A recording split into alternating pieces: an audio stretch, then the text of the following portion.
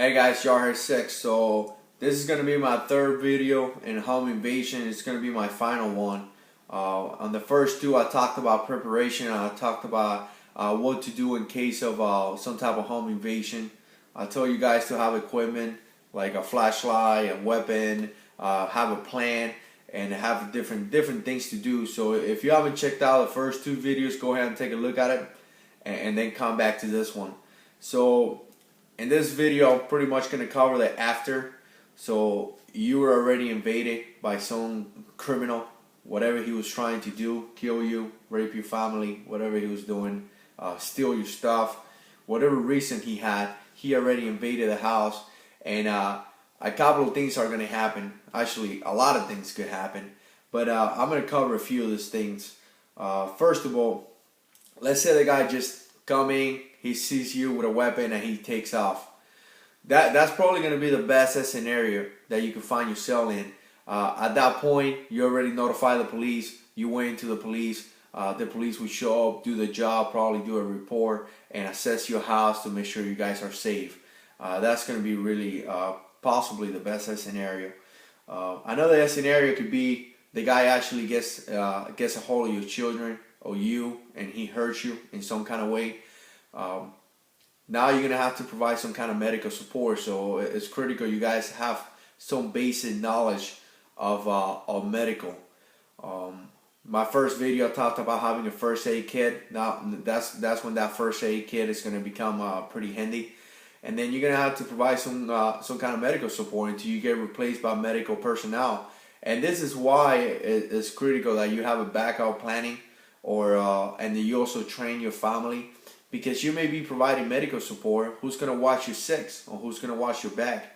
Now you have your wife that she knows how to utilize a weapon, and now she's taking over as a main security person as you providing medical support for your kids or something to that concept. Another scenario may be you shoot the person. This is probably, of course, you're going to be doing this in self-defense to defend yourself and defend your family. The biggest thing that I would tell you is to make sure your children don't see that. Your wife, don't let them see those kind of things. It could create a lot of issue. Your children may have a lot of issues when it comes to PTSD or some kind of event. Small kids, they don't know how to deal with that. Even adults, you see a dead person, it could be pretty traumatic, and it could give you a lot of issues. So definitely don't let your children see that. Overall, and this is just overall, if you find yourself in some kind of home invasion situation, the first thing you got to do after everything happened is that you have to do a vulnerability check or physical security check of your house. And essentially what I mean is that you need to walk your house, like going the outside and walk around, going the inside, walk around, and you need to be identifying different security issues in your house. It could be a hold on a window or something like that, where a criminal could stick some kind of stick and open the window. If you don't walk around your house, you won't be able to identify that.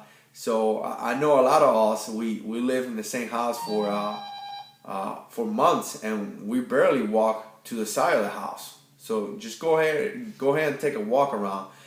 The point is to identify any security issues that you may find, and then is to implement some kind of mediation against that.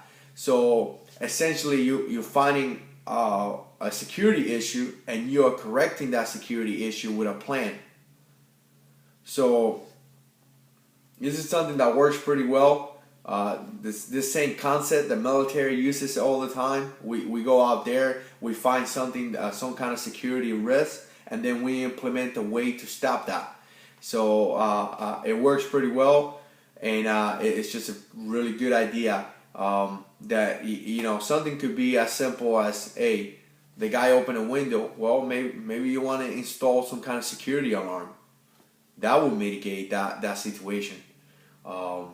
Maybe you want to buy a dog, a big dog, and the dog will bark and wake you up. That would be a mitigation against that threat.